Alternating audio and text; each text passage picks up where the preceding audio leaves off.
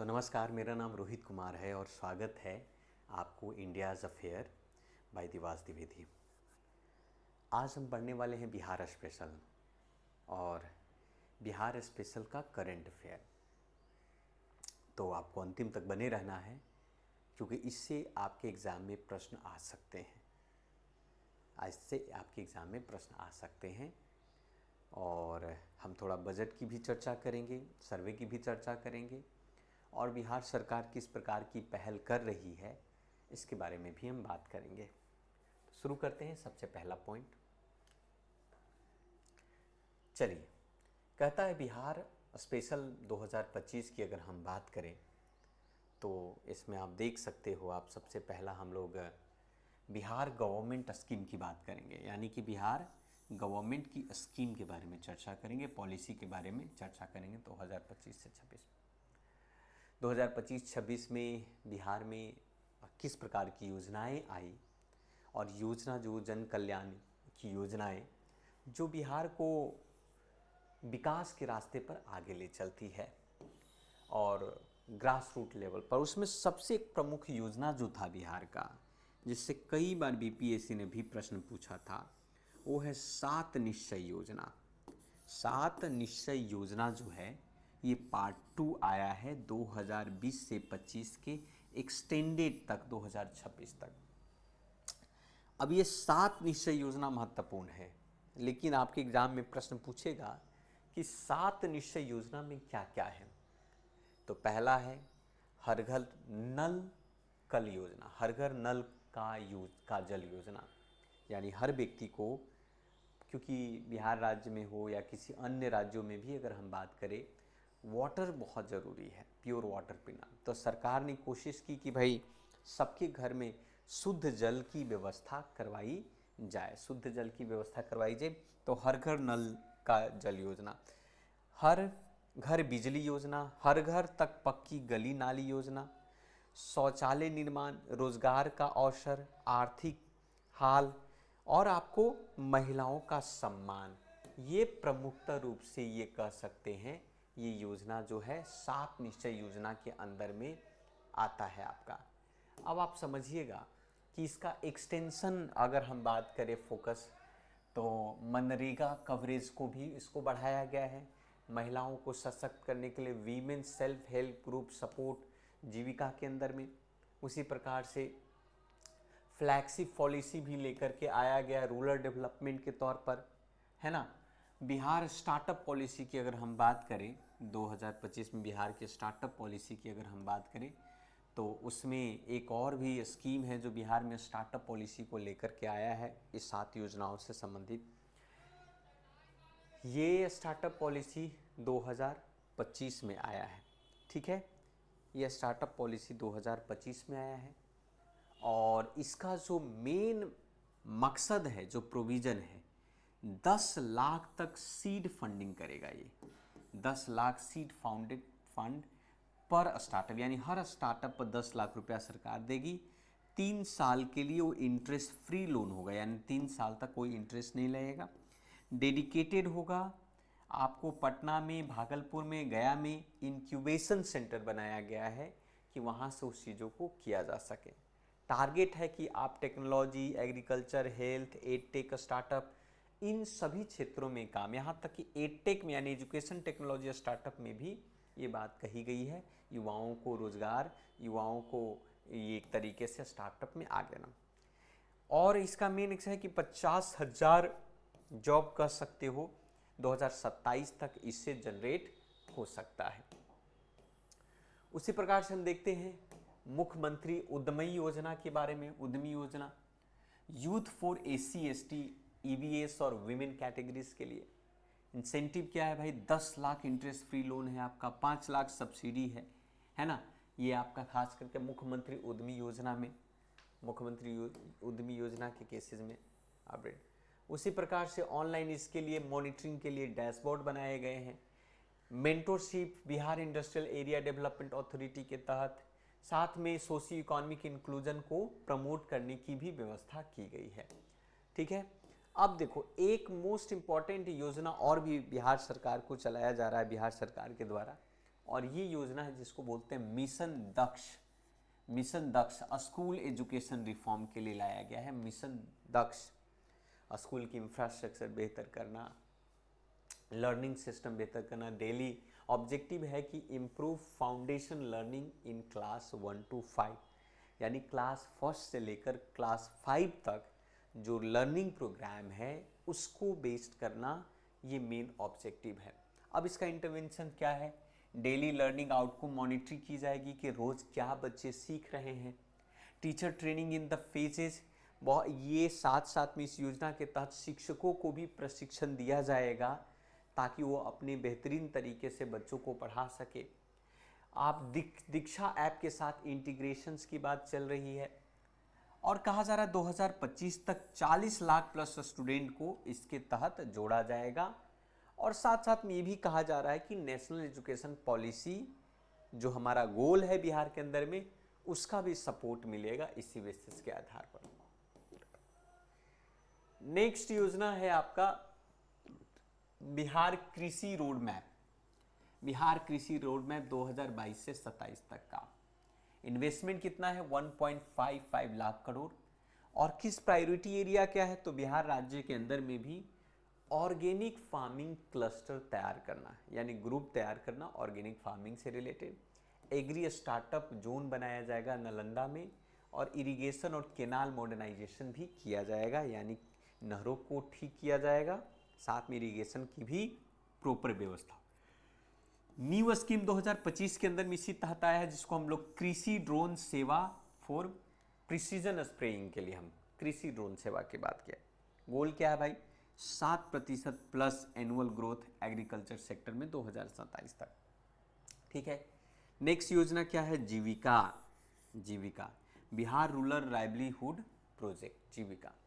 अब जीविका में कहते हैं कि वीमेन सेल्फ हेल्प कवरेज की बात करें, ओवर 12.5 लाख है ना, कह सकते हो कि ग्रुप में आपका। अब ये डिजिटल जीविका कार्ड बनाई जाएगी, शुरुआत है। Self help group link unit income diversification किया जाएगा। Recognise nationally based practice women's led development की जाएगी। ठीक है। एक और योजना है जिसको हम लोग बोलते हैं मुख्यमंत्री कन्या उत्थान योजना। मुख्यमंत्री कन्या उत्थान योजना। अभी एक मुख्यमंत्री कन्या उत्थान योजना में टारगेट क्या है भाई? Girls children and college going women. Girls children और कॉलेज गोइंग वीमेन के बारे में है ये आपका। ठीक है। फाइनेंशियल असिस्टेंस क्या होगा? 5,000 बर्थ में दिया जाएगा जब बच्चा जन्म लेगा तो, और 12th के बाद 10,000, और ग्रेजुएशन के बाद 25,000। इस तरीके से मुख्यमंत्री कन्या उत्थान योजना के तहत बालिकों और बच्चियों को लाभ मिलेगा। इसके लिए टोटल बजट 700 करोड़ रुपए का बजट सरकार ने बनाई है। उसी प्रकार से आप देखिए बिहार मेगा छात्रवृत्ति योजना। मेगा छात्रवृत्ति योजना में एलिजिबिलिटी क्या है भाई? एलिजिबिलिटी है top 1000 student from economically weaker sector, 10,000 per year, 3 साल तक लगातार क्लास 11 से 12 में 3 साल के लिए 10,000 पर ईयर। कवरेज ऑल 38 जिलाओं में आपको देखने को मिला। और गोल है support merit based education for poor but talented student के लिए। ठीक है, ये बातें हैं आपका। उसी प्रकार से digital Bihar mission, digital Bihar mission की बात करें, डिजिटल बिहार मिशन में rural broadband e governance services के तहत इसको फोकस किया जा रहा है। डिजिटल बिहार को डिजिटल बनाने की बात की जा रही है, जिसमें सारे पंचायत में वाईफाई हॉटस्पॉट्स होगा। डिजिटल लिटरेसी मिशन होगा फेज 3 के अंदर में। आधार इनेबल डायरेक्ट बेनिफिट ट्रांसफर होगा, डीबीटी होगा। और मार्च 2026 तक एक्सपेक्ट किया जा रहा है उसका। अब ऑब्जेक्टिव क्या है भाई? Paperless governance, rural digital inclusion, ये कर सकते हैं।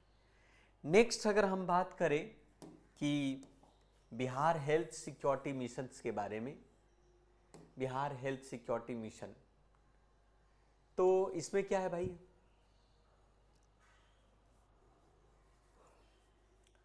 अप्रैल 2025 में बिहार हेल्थ सिक्योरिटी मिशन को लॉन्च किया गया।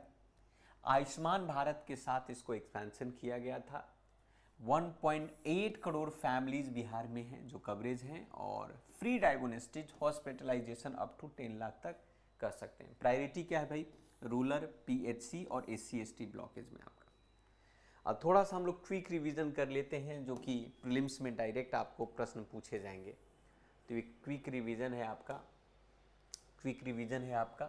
जैसे 7 निश्चय योजना, रूरल इंफ्रास्ट्रक्चर डेवलपमेंट के लिए integrated basic services, Bihar startup policy youth entrepreneurship के लिए है, सीड फंडिंग और मेंटरशिप के लिए।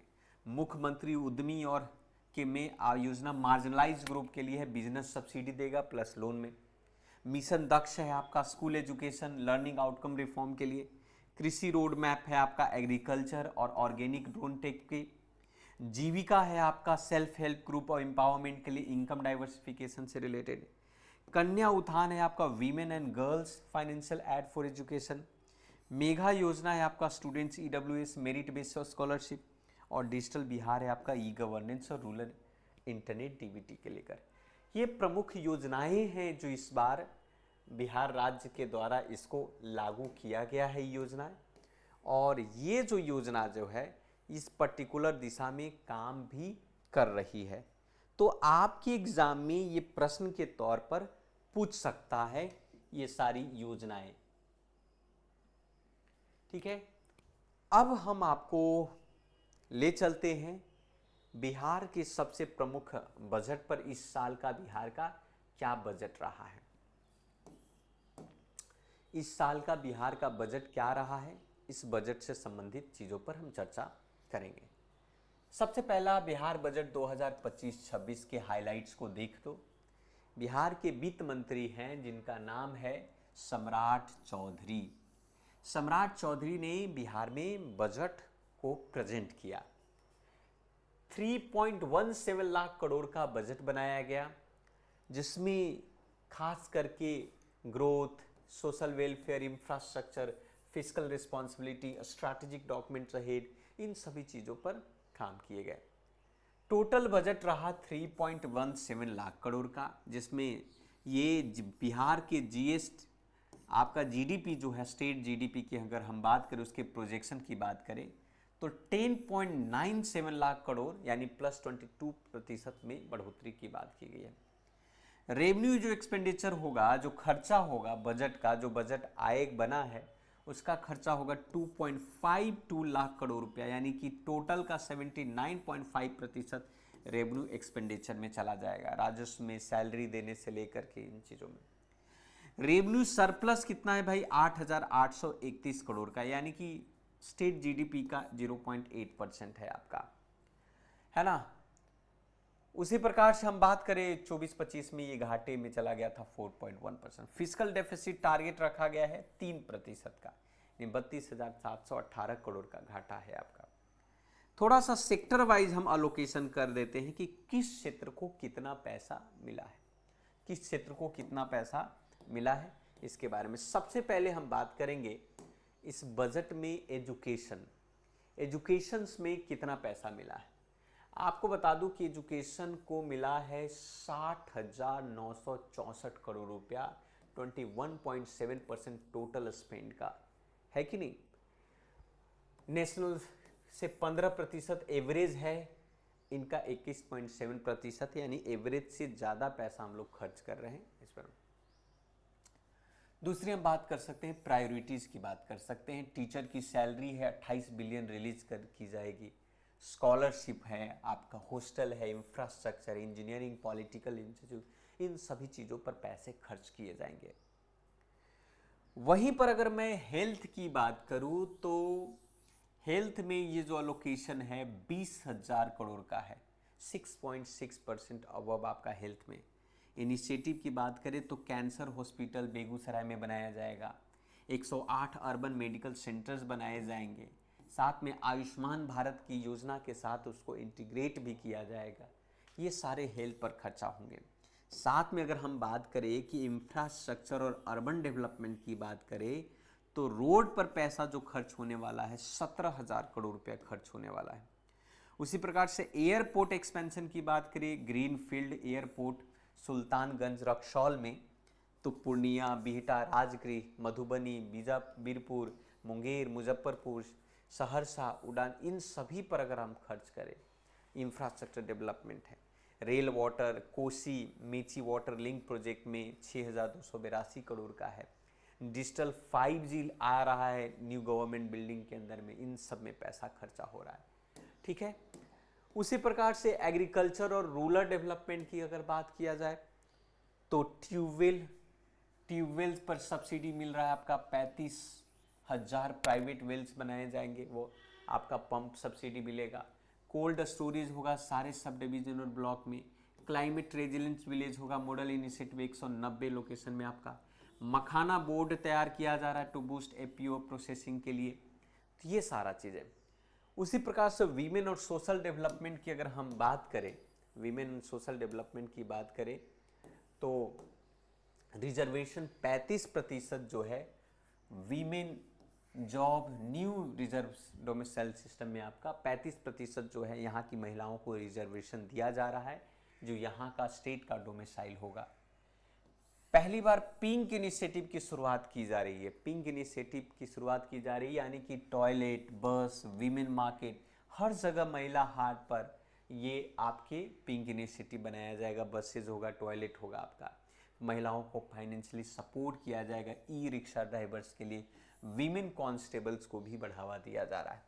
साथ में पेंशन स्कीम भी है आपका ट्रिपलेट मंथली पेंशन है आपका 400 से 1100 तक, और साथ में 50,000 से 1 लाख तक का सपोर्ट है दिव्यांग को। यूपीएससी बीपीएससी एस्पायरेंट को सबल योजना के तहत आपको उनको सपोर्ट दिया जा रहा है कि भाई वो आगे पढ़ाई करें। इसके अलावा न्यू इंस्टीट्यूशनल गवर्नेंस मेजरमेंट भी है, जैसे बिहार ग्रामीण बैंक को आरआरबी के 2 बैंक के साथ मर्ज किया गया। करीब 2885 ब्रांचेज ओपन करने की बात कही गई है। अर्बन गैस डिस्ट्रीब्यूशन पॉलिसी है 2025 में, जो प्रमोट करता है pipe natural gas included road restoration. CRC policy है आपका 224 मेजर स्टेट के अंदर में आपको देखने। रेवेन्यू एडवाइजरी कमेटी है, land and revenue policy oversight, 5G infrastructure है। ये सब कुछ आप समझ सकते हैं इस बेसिस के आधार पर। स्ट्रैटेजिक प्रोजेक्ट में एम्स दरभंगा खोला गया है आपका 1264 करोड़ का। मोइनुल हक स्टेडियम में 400 करोड़ अपग्रेड है आपका।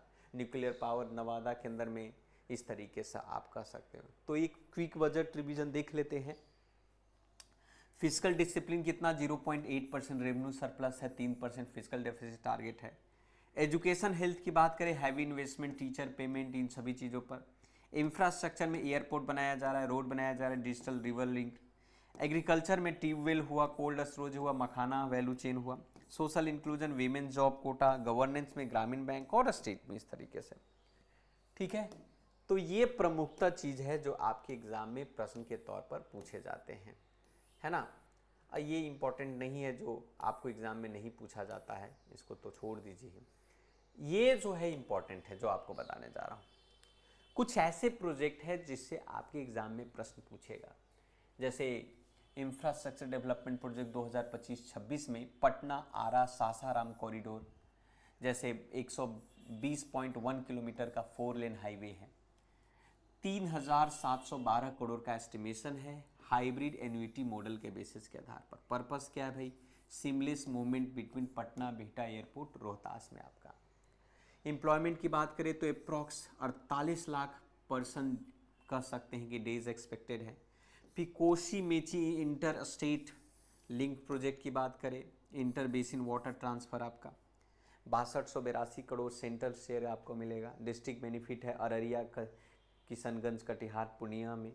इरिगेट होगा कम से कम 2.1 लाख हेक्टेयर बाई 2029 तक। तो Kosi Mechi inter state link project है आपका नदियों का। प्रधानमंत्री कृषि सिंचाई योजना के तहत इस प्रोग्राम को आगे भी एक्सटेंड करने की बात कही जा रही है। उसी प्रकार से दानापुर बिहता एलिवेटेड रोड है आपका 21 किलोमीटर 4 लेन बनने वाला है। प्रोजेक्ट है 3,737 करोड़ का। 600 मीटर का टनल भी है, direct link up to Bihta airport के साथ वो लिंक किया जाएगा, अपकमिंग बिहटा एयरपोर्ट के साथ। लॉन्गेस्ट एलिवेटेड रोड होगा ईस्टर्न इंडिया का सबसे आपका। उसी प्रकार से कच्ची दरगाह और बिदुपुर ब्रिज है आपका 9.7 किलोमीटर का आपका 6 लेन ब्रिज है गंगा पर, 3115 करोड़ का है ये आपका। ऑपरेशनल पटना साइड से है, फुल ब्रिज एक्सपेक्टेड है कि 25 तक कंप्लीट हो जाएगा आपका। पटना वैशाली कॉरिडोर एक तरीके से। वाराणसी कोलकाता एक्सप्रेसवे बनाया जा रहा है नेशनल हाईवे 319 के बी पर, टोटल लेंथ 710 किलोमीटर का है। Passes through Bihar, UP, Jharkhand से पास हो रहा है। East west economy corridor complete हुए में, लैंड एक्वाइजेशन से लेकर एवरीथिंग। उसी प्रकार से रॉक्सॉल हल्दिया एक्सप्रेसवे है आपका, कह सकते हैं 650 6 लेन कह सकते हैं। रेल इंफ्रास्ट्रक्चर से लेकर के सोननगर, मोहम्मदगंज, बख्तियारपुर, रानीगंज, इन सभी चीज़ों पर है ना रेल इंफ्रास्ट्रक्चर बनाया है। सोननगर मोहम्मदगंज आपका 3rd लाइन बनेगा। बख्तियारपुर राजगृह जो है, तिलैया डबलिंग होगा। उसी प्रकार से रामपुर भागलपुर में डबलिंग होने वाला है।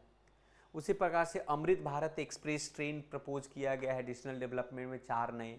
इसके अलावा कर्पूरी ग्राम गेट्स रोड बनाने की बातें चल रही है।